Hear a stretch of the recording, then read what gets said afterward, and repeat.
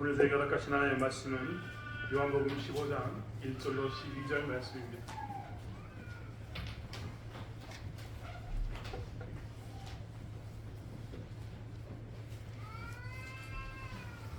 요한복음 15장 1절로 12절 말씀입니다.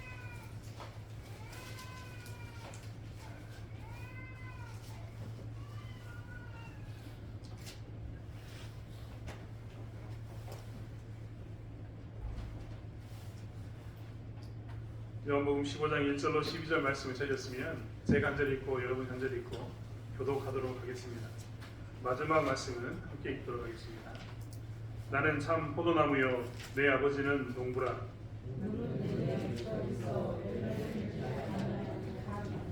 아버지께서 그것을 저로 거두시고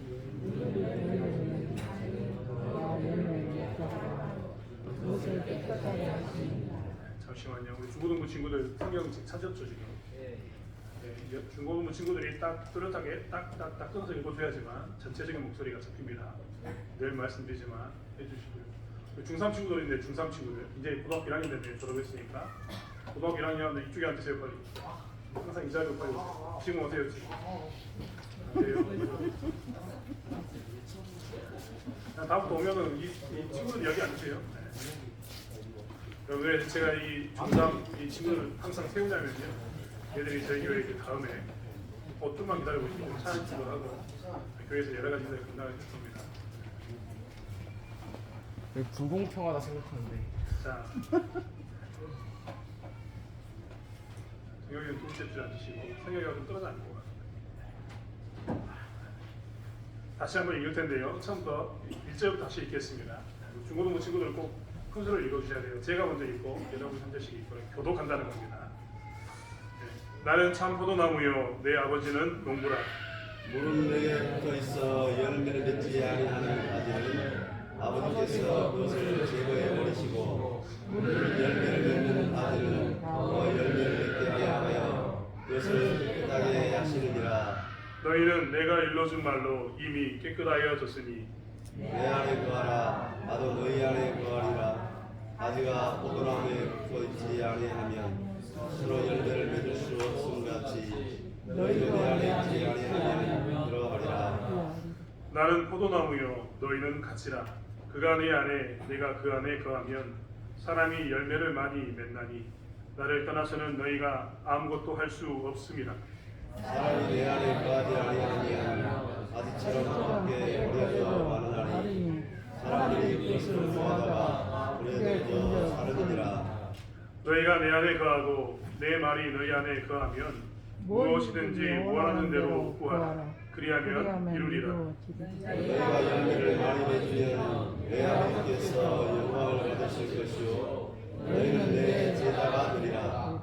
아버지께서 나를 사랑하신 것 같이 나도 너희를 사랑하였으니 나의 사랑 안에 거하라.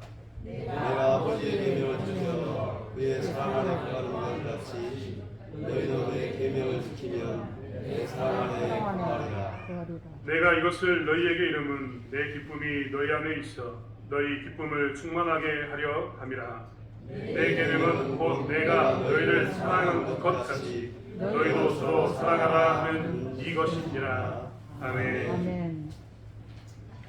2024년도 신년 예배, 신년 감사 예배가 함께한 여러분을 축복합니다. 2024년도가 밝았습니다. 저의 또래 사람들은 2024년도가 굉장히 새로울 겁니다. 우리 중고등부 친구들이 있지만 이 친구들은 공상, 과학, 소설, 판타지를 볼 때 서기 2024년 이런 말 안 들었습니다. 저 초등학교 때, 중학교 때 서기 2024년 하면서 만화 영화가 시작되는 어떤 그런 시점이었거든요. 2030년, 40년 되면 빰빠밤 하면서 나오는 시점이었습니다. 저희 어렸을 때 마징가 제트, 원더우먼, 슈퍼맨, 그리고 우레메 이런 거 유행이었는데요. 이런 것의 시점이 대부분 다 2024년, 2020년대이거든요. 근데 제가 벌써 이런 2024년도를 맞이하고 있습니다. 여러분 정말 환영하고 축복하고 2024년도에도 하나님의 은혜 가운데 있기를 원합니다. 네, 오늘 제목 한번 읽어볼까요? 사실 구하라 이루리라인데요. 15장 7절에 있는 끝자락 말씀해 보시면 구하라 그리하면 이루리라 라는 말씀이 있습니다. 찾으셨습니까? 요한복음 15장 7절 끝자락에 구하라 그리하면 이루리라. 한번 한 목소리로 읽겠습니다. 시작. 구하라 그리하면 이루리라. 이런 거는 사실 표어인데요. 2024년도 저희 교회 표어가 구하라 그리하면 이루리라입니다. 근데 여러분 혹시 어렸을 때 저희 때는 그런 거 같습니까? 연설하고 발표하고 구호를 외치고 때려졌다 김일성 이런 거 해보셨잖아요. 발음이 안 되네. 멸공방첩 이런 이야기 하면서 때려졌다 김일성 뭐 이런 거 하셨는데 그때 우리가 뭐 때려졌다 김일성 이렇게 하진 않았습니다. 표를 외칠 때는 구하라 그리하면 이루리라 크게 외치셔야 되는 게 이번 룰입니다. 룰. 다시 한번 읽어볼까요? 시작. 구하라 그리하면 이루리라. 이러실까요? 이 정도 해가지고 표할 때 이렇게 막 외친다니까요. 사실 이런 말하기 좀 그렇습니다. 선동이라는 게 있습니다. 선동. 먼저 좀 움직이게 하는 어떤 게 뭐냐면 표어입니다. 근데 자꾸 표를 놓치시면 안 돼요. 다시 한번 해볼까요? 시작. 구하라 그리하면 이루리라. 네, 만족합니다. 이 정도면 충분하죠. 더 이상 시키면 안 될 것 같아서 여기서 그만 들려고 합니다. 신년 연말과 연시가 되면 우리는 사실 여러 가지 모임을 많이 갖습니다. 연말에는 망연회를 갖습니다. 잊을 망자에 망자를 써서 뭐 하냐면 1년 동안 어렵고 힘든 일들은 다 잊어버리자 이런 시간을 갖는 거죠. 그래서 망자는 망할 망자에다가 망신자를 써서 신중에 있는 것을 다 제거해버린다 이런 말이 들어있습니다. 연시가 되면 좀 전에 우리가 이야기했던 것처럼 표어를 외치거나 혹은 계획을 짭니다. 연말 연시에 다이어리 안 쓴 사람이 없을 겁니다. 다이어리를 다 해가지고 목표 1번, 뭐 2번, 뭐 3번, 뭐 이런 식으로 배운다 계획을 짭니다. 짜보셨습니까? 아직 안 짜셨나요? 짜셔야 돼요. 목표 없이 사는 인생이 제일 불쌍한 인생입니다. 꼭 이야기합니다. 제가 예전에 읽었던 책 중에 제일 와닿던 구절이 뭐였냐면 그 책 오래됐습니다만 목표 없는 인생은 내가 자동차에 시동을 걸어가지고 운전대를 붙잡았는데 어디로 갈까 고민하는 인생이라고 그 책에 기록되어 있더라고요. 여러분 잘 생각해 보세요. 내가 어디 나가야지 하고 자동차에 시동을 걸었는데 운전대를 붙잡아가지고 잡았는데 어디 가야 될지 몰라요. 우리 권사님들 이야기를 하면 내가 집마당에 나가가지고 어디 나가긴 나가야겠다 하고 지금 뭔가 들고 나왔는데 어디 가야 될지 몰라. 이게 목표 없는 인생입니다. 꼭 목표를 세우시고 목표를 잘 유지하셨으면 좋겠습니다. 교회는 2024년도 구하라 그리하면 이루리라 이 제목을 가지고 이제 2024년도를 달려볼까 합니다. 여러분 이 계획 가운데도 여러분 열매 있으셨으면 좋겠습니다. 사실 연말연시 이야기했는데요. 연말의 시작에는 연의 시작에는 기분 좋게 뭔가 이렇게 계획을 세우지만 연말에 여러분 어떠셨습니까? 연말에 혹시 우리가 사실 다 잊어버렸는데 연말에 고민하지 않으셨습니까? 제가 이제 교회에서 오랫동안 사역을 했는데 교회에서 오랫동안 사역하면서 연말이 되면 제일 많이 듣는 말이 목사님하고 부르는 말입니다. 제가 할 말이 있다라고 교회에 찾아오는 분들이 굉장히 많습니다. 목사님하고 찾아와가지고 우리 교회가 그랬던 이야기 좋다입니다. 그동안 사역하면서 정말 많은 사람들이 와가지고 이야기하는 겁니다. 목사님 내년에는 못 하겠습니다. 왜? 내년 진짜 못 하겠다니까요. 아니 왜요? 아니 못 하겠습니다. 내가 그동안 쭉 달려왔는데 내년에는 좀 쉬고 싶습니다. 라는 이야기를 정말 많이 듣습니다. 이야기를 쭉 듣고 있으면 그분들의 마음이 와닿았습니다. 그러면요 이 목사가요 믿음이 없어가지고 입에서 간질간질합니다. 쉬세요. 이 말을 하고 싶습니다. 그렇죠? 우리 김화수관이 보기에서 절레절레 드셨는데 이게 사실은 목사가 그러면 절대 안 되거든요. 근데 어떤 때는 쉬세요 하고 싶은 때가 있어요. 왜냐하면 그 이야기를 들어보면 심정적으로 신앙적으로가 아니라 심정적으로 절대 신앙적이 아닙니다. 심정적으로 이해가 되거든요. 힘들었겠다 이 마음이 들거든요. 예를 들면 제가 이제 중고등부 청년부 사역을 오랫동안 했었는데 그러다 보니까 교사들하고 같이 오랫동안 가까이 있지 않습니까? 그럼 교사들이 와가지고 연말이 되면 항상 나한테 이야기합니다. 목사님 못하겠습니다. 왜 못합니까? 라고 물어보면 나는 자격이 없다는 거예요. 왜 자격이 없습니까? 우리 반은 내가 맡기만 하면 애기들이 사라진대요. 분명히 내가 주일학교 시작하면서 연초에 우리 반에 5명이었어. 연말이 됐더니 몇 명 남았다고? 1명, 2명이 남았네. 보통 여러분 우리가 생각하기에 연초에 5명 맞았으면 주일학교 선생님이면 해가지고 막 6명, 7명 막 이렇게 쭉 돼가지고 한 10명 우리가 배가 됐습니다. 이러면 얼마나 기분이 좋습니까? 근데 자기가요 교회에 이제 이 교사를 하는데 처음에는 5명을 받았는데 연말이 되니까 1명, 2명 나오고 그나마 1명, 2명도 친구가 없어서 안 나갈래요. 혼자 나가면 재미가 없어요. 선생님하고 나하고 둘이 있는데 무슨 재미가 있겠어요? 라고 이야기하면서 전화도 안 받는다는 거예요. 그러면 그때마다 선생님들이 그럽니다. 난 자격이 없는 것 같다. 나는 아무리 노력해도 얘들이 사라지고 있으니 이게 정말 내 자격이 없는 것 같다. 심지어는 그동안 내가 한 번만 일했으면 올해만 일했으면 생각했는데 내가 작년에도 그러고 그 작년에도 그러고 요 몇 년간 계속 죽을 쓰고 있다. 괜히 죄송합니다. 죽을 쓰고 있다고 이야기하면 죽을 쓰고 있다. 왜? 애들이 계속 사라지니까. 그러면서 그만하고 싶다. 네, 교회 학교만 그렇습니까? 선생님들만 그런 게 아니에요. 연말 연시가 되면요 많은 직분자들이 와가지고 이야기합니다. 그만하고 싶다. 내가 그동안 열심히 다녔는데 1년만 쉬면 안 되겠냐고 제게 이야기합니다. 그러면 심정적으로 이해가 된다니까요. 신앙적으로 이해되는 게 아니라 심정적으로. 그래서 어떤 때는 그만하라 라고 하고 싶은 말이 막 여기까지 올라올 때가 너무나 많습니다. 너무나 이해가 됩니다.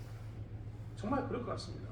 하는 일마다 계속해서 뭔가 이렇게 우상향 목선으로 계속 발전해야 되는데 계속해서 다운되고 있는 것들, 이것들을 보면 얼마나 힘들겠습니까? 교회에 나와서 그렇게 열심히 했음에도 불구하고 계속해서 다운되고 사라지고 점점 약해지면 누구나 다 연말에 들은 생각이 나에게 능력이 없나 보다. 아, 나는 진짜 큰일 났다라고 이야기합니다. 그러면서 그 사람들이 이야기합니다. 그만두고 싶다고. 그러면 이제 교회 다니는 이 직분자만 그러느냐? 사실 교회 다니는 직분자만 그러는 건 아닙니다. 성도들도 연말 되면 와가지고 저에게 이야기합니다. 목사님 하고 옵니다. 두렵습니다. 그때는 목사님처럼 두려워요. 그분들이 뭐라고 이야기하면 이렇게 얘기합니다. 아, 내가 너무 힘들다. 너무나 어렵다. 진짜 힘들고 이렇게 치열하게 싸웠습니다. 근데 연말이 되면 더 마음이 드는 겁니다. 내가 올해만큼은 다른 거 다 내려놓고 교회에서 생활 좀 내려놓고 내가 다른 일에 좀 신경 쓰고 싶습니다. 라고 이야기합니다. 모든 직분을 내려놓고 싶다라는 그 말 안에 보면 그런 그 인생의 피로함이 다 들어 있습니다. 내가 정말 세상에서 열심히 다른박질하고 열심히 가정을 세우고 열심히 직장을 다니고 사업을 하고 많은 것을 노력했는데 내가 정말 계속해서 좀 잘 되면 좋은데 계속해서 사라지는 소멸돼가는 이런 거 가운데 있으니까 너무 힘들다는 겁니다. 그렇기 때문에 올해만큼은 이렇게 쭉 내려가고 있는 이것을 좀 끄집어 올리기 위해서라도 내가 교회를 잠깐 내려놓고 이것을 끄집어 올렸으면 좋겠습니다. 이런 말들을 합니다. 그러면서 그만 올해는 좀 그만 쉬고 싶습니다. 올해만큼은 좀 그만두고 싶습니다라고 이야기합니다. 심정적으로 이해가 됩니다. 얼마나 힘들면 목사 찾아가서 저런 말을 할까? 이분이 얼마나 힘들었으면 그분의 신앙을 보면 그동안 열심히 보이게 보이지 않게 열심히 생겼던 사람인데 얼마나 힘들었으면 이런 말을 할까라는 심정적인 이해가 충분히 됩니다. 교회에서 섬기는 것도 계속해서 내리막길로 가고 있고 이 인생 가운데서 보니까 내리막길을 가고 있다라고 생각하면 더 그렇습니다. 또 한 이유가 있습니다. 이제 그만하고 싶다라고 이야기하는 연말에 오차를 차려주는 또 하나의 그 사람들이 그거는 이제 연세 드시는 우리 신앙인 선배들입니다. 다들 와서 저에게 이런 이야기합니다. 목사님, 제가요 세상에서 직장을 다닐 때 60살이 되면 정년이라고 60살 넘으면 쉰다고 이야기하는데 내가 교회 학교를 섬기는지 벌써 60살이 내 나이가 60이 넘었거든요. 이제 그만하고 싶습니다. 라고 이야기합니다. 제가 예전에 교회 사역할 때 중고등부 사역할 때요 저하고 정말 호흡이 잘 맞았던 처음에는 약간 삐끄덕거렸으나 뒤에는 너무나 정말 찰떡같이 잘 맞았던 권사님이 계셨는데 그분 제가 나이를 몰랐거든요. 근데 그분이 저에게 오셔서 이야기하더라고요. 목사님, 제가요 선생님으로서 열심히 애들을 잘 하고 정년 퇴직해가지고 교회 학교에 열심히 섬기면서 지금까지 왔습니다. 아니 나도 몰랐는데 나이가 벌써 70이 가까이 되셨더라고요. 그러면서 그분이 그동안 교회에서 부장선생님으로 계속 저와 함께 이렇게 호흡을 잘 맞추셨는데 이제는 좀 내려놓고 싶습니다. 라고 이야기하더라고요. 아니 그러니까 그때서야 보니까 요즘 우리 권사님들 다 보시면 누가 이 권사님들을 80 먹었다고 90 먹었다고 이야기하겠어요. 네, 제가 생각했던 80대와 90대는 진짜로 나이 많이 드신 분인데 우리 권사님들은 짱짱합니다. 아무튼 그분도 너무 젊게 보여가지고 한 번도 그렇게 생각해 본 적이 없는데 그분이 그 이야기 하더라고요. 나이가 이만큼 찼으니 이제는 좀 쉬고 싶다 라고 말입니다. 심정적으로 충분히 공감이 가는 이야기들을 하시면 그때마다 저는 사실 갈등하고 고민할 때가 정말 많았습니다. 연말과 연시가 되면 사실은 특별히 이 연말에 이런 모습으로 직분을 감당하는 것 그리고 세상에 있는 삶을 세워가기 위해서 혹은 나이가 되어서 많은 사람들이 이제 그만두고 싶습니다. 그만둬야 될 때가 된 것 같습니다. 라고 이야기합니다. 사실 이런 모습 가운데 있으면 자연스럽게 그렇지 않겠습니까? 뭔가 잘 되고 있으면 나이가 먹어도 힘이 나지 않습니까? 그렇지 않습니까? 내가 이야기된 것처럼 열심히 섬기는데 그게 내가 정말 했을 때도 잘 되면 얼마나 기분이 좋습니까? 제가 가지고 있는 꿈 중에 하나가 뭐냐면 나이를 먹어도 가르치는 일을 하고 싶다라는 생각이었습니다. 제 꿈이 선교사로 죽는 게 제 꿈이었고, 또 이렇게 나이를 먹어도 마지막까지 중고등부 아이들, 청년들과 함께 이렇게 멘토링을 하면서 소위 선생님으로서 좋은 의견들을 나누면서 그들의 가이드 역할을 제 꿈이었거든요. 나이를 먹었다고 해서 저 뒤에 있는 게 아니라 이 아이들과 항상 함께하면서 내 지혜를 나눠주는 것, 내 삶을 나눠주는 게 제 꿈이었습니다. 그런데 그분들의 이야기를 들어보면 심정적으로 충분히 이해가 됩니다. 아, 저럴 수 있겠다. 나도 내가 계속해서 계속 이렇게 올라가고 있으면 그 일을 하겠지만 나도 점점 몸이 아파지고 연약해지고 나약해지고 힘들고 내 삶이 팍팍해지면 내가 과연 저렇게 이야기할 수 있을까라는 그 생각이 심정적으로 충분히 이해가 된다는 거예요. 우리도 사실은 연말이 되면 하나쯤은 고민했을 겁니다. 교회에서 내가 이제 그만하고 싶다. 많이 했으니까 사실 많이 한 게 사실입니다. 여기 우리 교회에서 되게 찾아오신 분 없었습니다. 하지만 제가 우리 권사님들 몇 명이 보면 우리 권사님들 같은 분이 없어요. 우리 장로님 같은 분이 없어요. 우리 집사님들 같은 분이 안 계시고 또 여러 가지 모양 가운데 힘들었으니까 그런 말을 할 수도 있겠다는 생각이 듭니다. 그럴 때마다 우리는 고민합니다. 신앙 안에서도 고민하고 있는 거죠. 그런 말을 꺼냈던 당사자가 제일 고민하고 있을 겁니다. 얼마나 힘든 1년을 보냈을까? 1년을 보내고 몇 년을 보내면서 얼마나 그 일을 끄집어내는 힘들었을까? 나도 심정적으로 이해가 되지만 당사자는 심정적으로 얼마나 힘들었을까? 이게 충분히 이해가 됩니다. 여러분 그렇지 않습니까? 얼마나 힘들었겠습니까? 요즘 정말 미디어에서 많이 나오는 말 중에 하나가 사회적 죽음입니다. 사회적 죽음. 최근에도 연예인 중에 한 명이 극단적인 선택을 했는데 왜 극단적인 선택을 했냐? 차라리 좀 악착같이 살지라고 이야기하는 사람이 정말 많습니다. 예, 그런데요, 우리가 곰곰이 생각해보면요, 생물학적으로는, 그러니까 우리 육신으로는 그렇게 살 수 있을지 모르지만, 우리가 사회적으로 죽임을 당하면요, 사회적에서 모든 것이 끊기면요, 우리는 절망 가운데 빠질 수밖에 없습니다. 예를 들면, 가정 안에서 우리가 가정 안에서 사회적 죽임을 당할 수 있습니다. 자녀 하나가 왕따를 당하면 이 자녀는 사회적 죽임을 당하는 겁니다. 이 아이는요, 미칠 겁니다. 죽고 싶은 마음이 막 굴뚝같이 들 겁니다. 직장에서도 마찬가지입니다. 학교에서도 마찬가지죠. 우리 여기 중고등부 친구들 있는데요. 중고등부 친구들은 학교에서 한 아이들이 절대 왕따하지 마십시오. 이게 별거 아닌 것처럼 보이지만 이게 사회적 죽음이거든요. 학교 안에서 한 친구를 소외시키는 건, 두 명의 인간을 시키는 것은 사회적 죽음으로 오는 겁니다. 이 아이는요, 끔찍한 가운데 있습니다.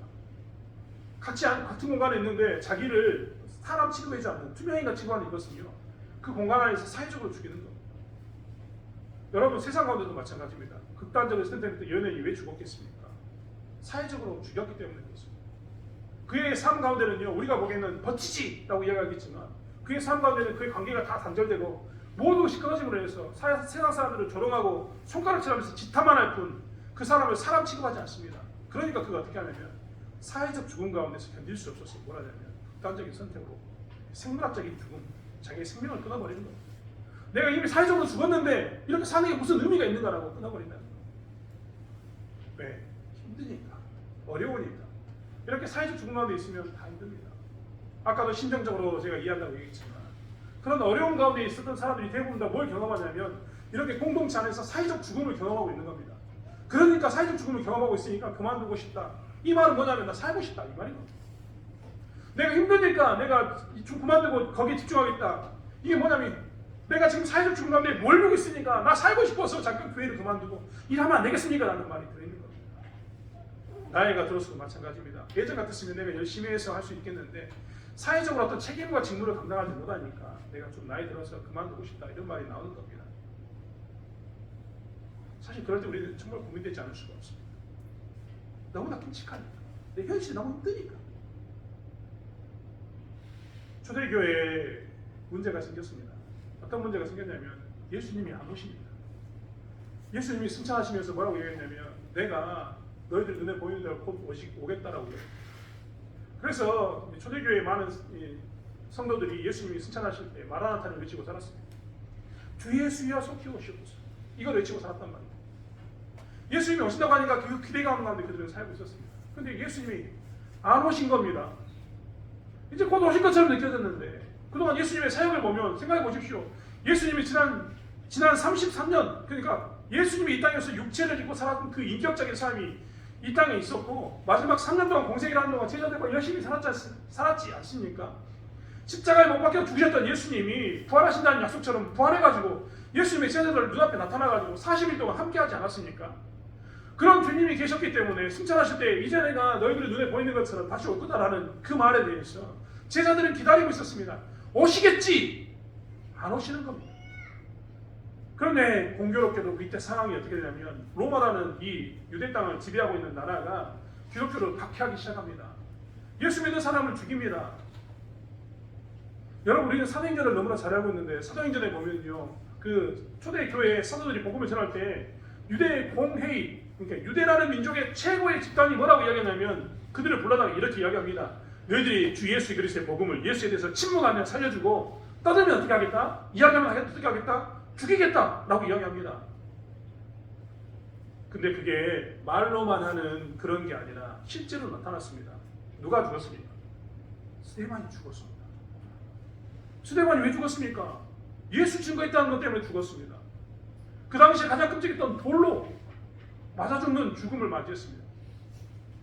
공회의에서는 그것을 용인했고 사람들은, 백성들은 돌로 스데반을 죽였습니다. 이유는 하나, 예수 믿는 것 때문에 그렇습니다. 제국은 박해하기 시작합니다. 유대교는 허용하는데 그리스도인들은 죽이겠다라고 박해합니다. 이런 가운데 놓였습니다.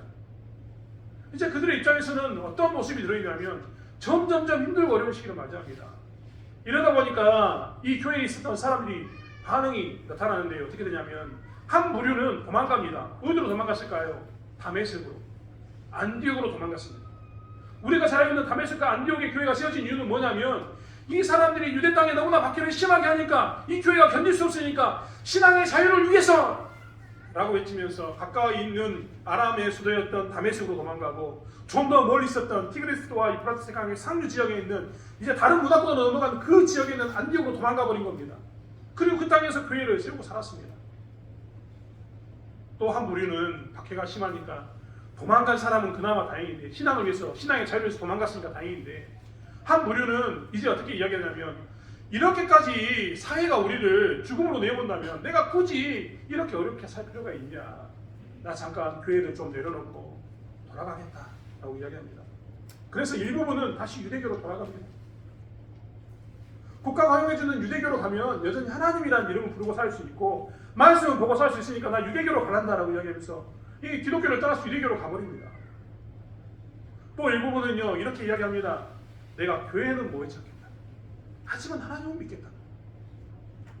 내가 교회 나오면 분명히 박해가 있고 사회적으로 많은 사람들이 나에게 손가락질하고 조롱하고 비난하면서 나를 죽음의 이 환경 가운데 나를 몰아가니까 이걸 피하기 위해서 내가 예수를 믿지만 교회는 안 나가겠다. 이해달라. 이렇게 이야기합니다. 그래서 교회는 어떻게 상황 가운데 있냐면 한 부류는 해외로 도망가고 한 부류는 유대교로 돌아가고 한 부류는 교회를 떠나서 어떻게 하냐면 나는 교회에 나오지 않지만 예수를 믿는 사람으로 살겠소라고 이야기합니다. 이런 가운데 남아있는 성도들이 있습니다. 남아있는 성도들. 이 성도들에게 이제 무슨 말을 해야 됩니까? 이 성도들은 어떻게 살아야 됩니까? 이 성도들도 이야기하는 겁니다. 나도 저들처럼 신앙의 자유를 위해서 다메섹이나 안디옥으로 가야 되나? 나도 내가 지금 먹고 살기 위해서 사회적인 이 죽음을 벗어나기 위해서 유대교로 돌아가야 되나? 나도 내가 여기서 정말 죽지 않으려면 어쩔 수 없이 예수를 믿지만 교회는 버리는 이런 가운데 있어야 되냐? 그들은 고민 가운데 있었던 겁니다. 그런 그들에게 요한복음의 말씀이 임했습니다. 그때까지 하나님께서는 사도 요한을 남겨두시고 사도 요한을 통해서 우리는 이러할 때 어떻게 살아야 되는가에 대한 답을 주고 계신다는 겁니다. 그 중에 답의 일부분이 우리가 읽었던 요한복음 15장에 관한 이야기입니다. 요한복음 15장 이야기는 시작부터 나는 참 포도나무요 내 아버지는 농부라 라고 이야기합니다. 그리고 뭐라고 이야기하냐면 물은 내게 붙어있어 열매를 맺지 아니하는 가지는 아버지께서 그것을 제거해 버리시고 물은 열매를 맺는 가지는 더 열매를 맺게 하려 하여 그것을 깨끗하게 하시느니라 라고 이야기합니다. 4절은 내 안에 거하라 나도 너희 안에 거하리라. 가지가 포도나무에 붙어있지 아니하면 스스로 열매를 맺을 수 없음 같이 너희도 내 안에 있지 아니하면 그러하리라 라고 이야기합니다. 여러분 한번 생각해 보십시오. 계속해서 그런 박해를 받다 보면요 우리 가운데 뭐가 사라진지 아십니까? 일단 기쁨이 사라집니다. 기쁨. 여러분 계속 박해받으면 기쁘겠습니까? 어떤 사람은 한 분에게는 해외로 나가가지고 신앙의 자유를 통해서 자유를 위해서 떠났습니다. 어떤 사람은 유대교로 돌아갔습니다. 어떤 사람은 교회에 출입하지 않습니다. 남아있는 나에게 무슨 기쁨이 있겠습니까? 아까 처음에 말씀드렸던 것처럼 교사로서 내가 열심히 봉사하면 학생들이 막 성장하고 학생들이 나와가지고 고백할 뿐만 아니라 양적으로 성장하지 않으면 질적으로라도 아이들이 고백하기를 내가 이제 예수를 믿습니다. 내가 믿는 하나님이 진짜인 것을 고백합니다라고 뭔가 열매 있는 삶을 살면 내가 기뻐서 뭐가 하겠습니까? 더 열심히 해야지. 그러지 않겠습니까? 그런데 사람들이 하나씩 둘씩 다 떠나게 되면 교회는 남아있는 나는 어떻게 될 것 같습니까? 힘들지요. 여러분, 교회에서요, 사람들이 다 떠나가면 내가 해야 할 일은 더 늘어나게 되는 겁니다. 남들이 다 신앙을 저버리게 되면 그 저버린 신앙에 대해서 나는 마지막까지 어떻게 해야 됩니까? 그것을 지고 어떻게든 교회를 세우려고 하면 그것을 져야 되는 겁니다. 그러면 자연스럽게 내 몸에, 내 삶의 무게는 커지는 거죠. 그러면 교회에 있는, 기존에 있는 사람들도요, 예수를 선택했기 때문에 그 자리에 있지만 기쁨이 없는 삶을 살게 됩니다. 인생이 더 퍽퍽한 겁니다. 아마 많은 사람들이 그때쯤 되면 이렇게 이야기할 겁니다. 야, 세상이 힘들어서 교회 가면 기쁨이 있을 줄 알았는데 교회 와서도 일에 짓눌려가지고 기쁨이 사라진다라고 말합니다. 그때 뭐가 또 사라진 줄 아십니까? 사랑이 사라집니다. 사랑. 왜 사랑이 사라질까요? 사랑할수록 힘드니까. 제가 코로나 시대 때 기독교의 부흥이라는 책에 대해서 한번 이야기해 준 적이 있습니다. 그 책은 불신자가 썼습니다. 예수 안 믿는 사람이 썼어요. 근데 그 사람이 뭘 했냐면 기독교의 부흥이라는 책을 썼습니다. 재밌습니다. 진짜 내용이 우리에게 있어서 충격을 줍니다. 거기 내용이 보면 뭐라고 나왔냐면 어떻게 해서 초대 기독교가 부흥했는가에 대한 얘기를 하는데, 많은 그때 당시에 그리스도인들이 패스트가 걸렸을 때 가족들은 패스트가 걸린 자기의 가족을 버리고 도망가는데, 그리스도인들은 그들 가운데 가까이 가서 그 그리스도인들이 뭘 했냐면 패스트 걸린 사람들을 돌보았다. 그들에게 삶을 돌보았다라고 이야기합니다. 말은 정말 멋지지 않습니까? 그런 일을 통해서 부흥했다. 좋은 이야기인 겁니다. 근데 좀 현실적으로 이야기해 볼까요? 여러분, 우리 교회가 만약에 그런 가운데 있다고 생각해 보십시오. 여러분, 우리가요, 이 정말 지역에 정말 치료제가 없는, 지금 코로나는 치료제가 있으니까 치료제가 없는 이 패스트가 임했다고 생각해 보십시오. 사람들이 다 집을 떠나고 집을 불태우고 떠납니다. 패스트가 걸려있는, 이 질병이 걸려있는 이것을 피하기 위해서 다른 마을로 다 이사가고 있습니다. 그런데 남아있는 환자들이 있어요. 그런데 우리들이 가서 그 사람을 돌보자 라고 이야기하면 우리는 힘들까요? 어려울까요? 똑같은 말이네요. 힘들까요? 기쁠까요? 같이 가자고 이야기할 사람이 별로 없습니다. 그 말이 뭐냐면 내가 사랑하면 사랑할수록 뭐가 생기는 거예요? 짐이 생기는 거예요. 짐. 내가 하나님 말씀대로 산다고 살았는데 그게 오히려 뭐가 됐다고요? 지금 나에게는 짐처럼 느껴지는, 짐처럼. 사랑하면 사랑할수록 짐처럼 느껴지면 사랑하고 싶을까요? 안 사랑하고 싶을까요? 내가 사랑한다고 이야기했는데 그 사랑한다는 것이 좀 전에 이야기한 것처럼 내 생명을 이어가는 곳으로 가는 것이면 누가 그것 가운데, 기쁨 가운데 내가 사랑하기 위해서 가겠노라고 이야기하는 사람이 넘쳐나겠습니까? 대부분 다 숨질 않으면서 뭐라고 이야기합니까? 그만두겠다라고 이야기할 겁니다. 아마 요즘 이 MZ세대라고 이야기하는 우리 중고등부 친구들이 앉아있는데 이 세대는 좀 더 명확할걸요. 그런 일이 있으면 나는 안 가겠다. 네가 왜 가냐? 미쳤냐? 왜 나에게 이렇게 강요하냐? 나의 선택을 존중해달라, 이런 말 할지도 모릅니다. 그는 그이고 나는 나다, 이런 개인주의적 성향을 가지고 이야기하죠. 그래서 그들의 삶 가운데는 뭐가 없었냐면 기쁨과 이렇게 사랑이 점점 사라지고 있었던 거예요. 그런 그들에게 어떻게 하면 기쁨이, 사랑이 다시 생길까? 어떻게 하면 무너진 교회 가운데서, 이 무너진 교회 가운데서 내가 꿋꿋이 서서 하나님의 말씀을 가지고 외국으로 떠나지도 않고 유대교로 개종하지도 않고 숨어서 사는 그런 신앙생활이 아니라 하나님의 교회를 지킬까, 공동체를 지킬까, 세워나갈까, 이 고민을 하게 된다는 것. 그러한 답이 오늘 요한복음 15장에 있습니다. 그 답은 무엇이냐면 너희가 너희의 정체성에 대해서 분명히 할 것을 이야기합니다.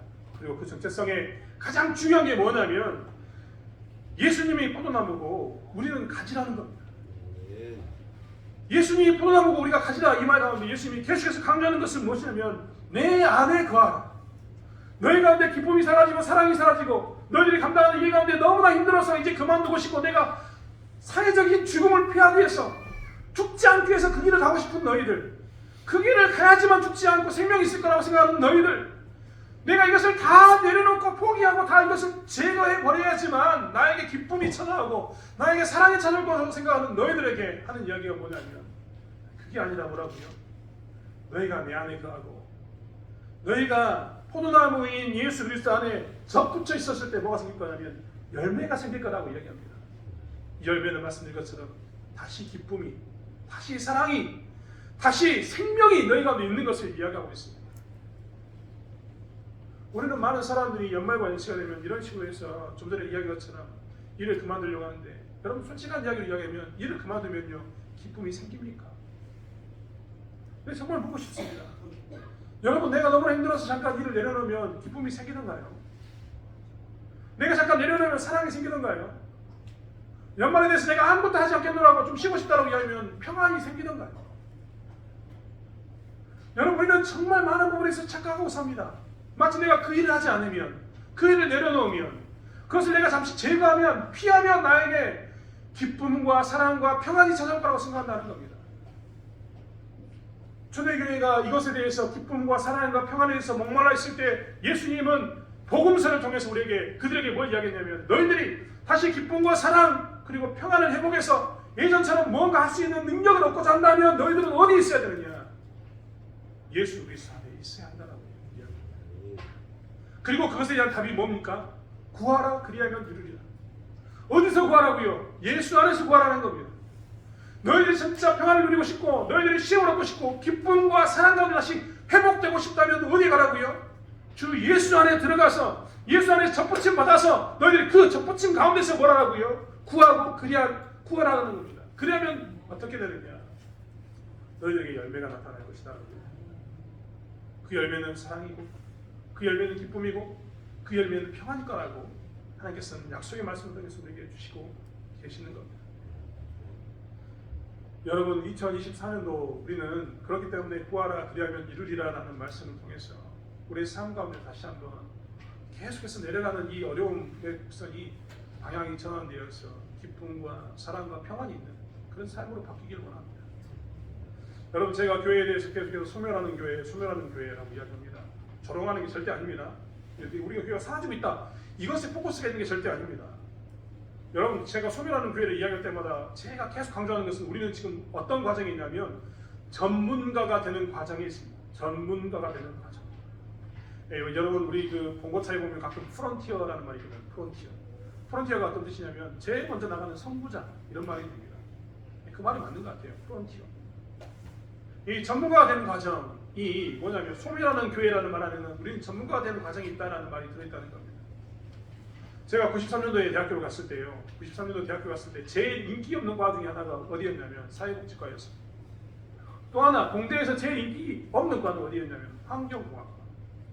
환경공학과, 사회복지과 뭐 여러 가지 의견이 있을 수 있지만 저에게 들어온 정보는 그게 제일 인기 없는 과였습니다.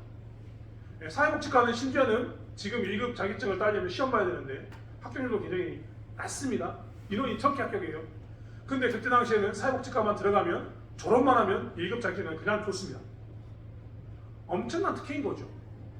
환경공학과 나왔을 때도 환경공학과를 졸업하면 환경공학에 대한 자격증을 그냥 줬습니다. 거의 주다시피 했거든요. 왜 그랬을까요? 국가는 미래를 바라보면 환경공학과 사회복지에 관심을 둬야 된다는 것을 보았기 때문에 그렇습니다.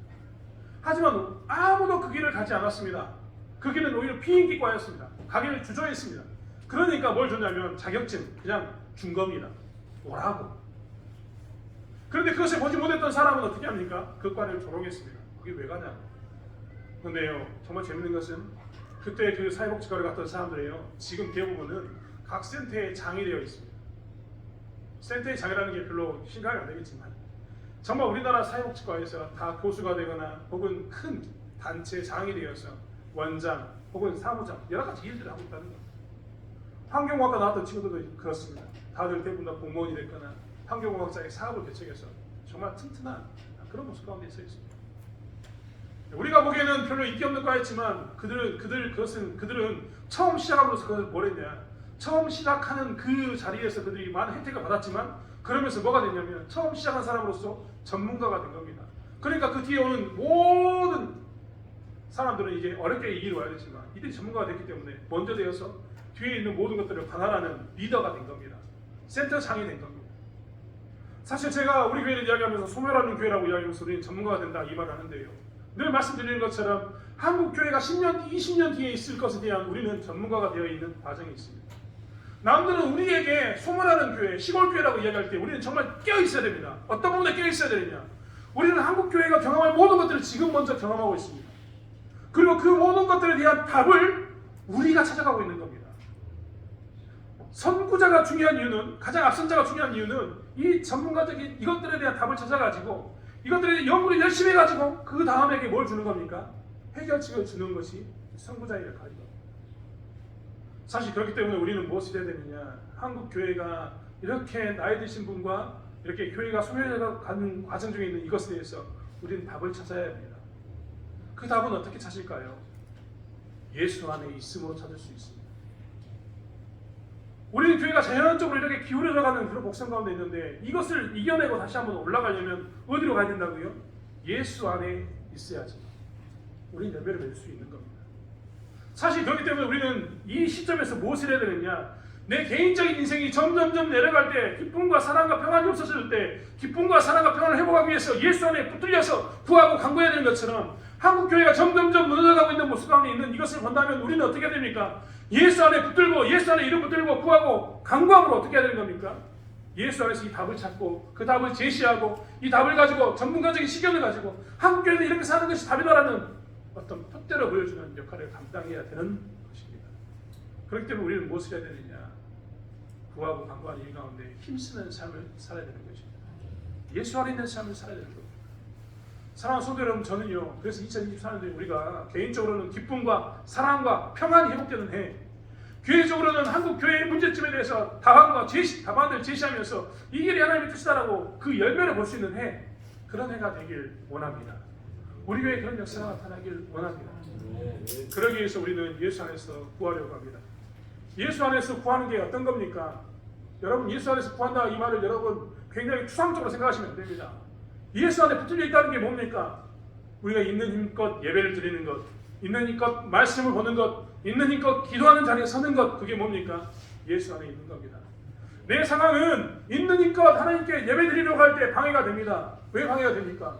유대인들에게 박해가 있었던 것처럼 조롱과 비난과 손가락질, 내 삶의 어려움이 나에게 뭐가 됩니까? 예수 안에 있는 그 예배 드리는 것을 방해하는 겁니다.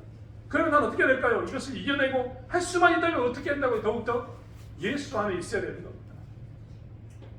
그렇지 않습니까? 내가 기도할 시간이 없게 나의 삶을 바쁘고 분주하게 만든 그 시점에서 나는 무엇과 싸워야 되는 겁니까? 예수 안에 있는 그 삶을 살아야 되는 겁니다. 그게 뭡니까?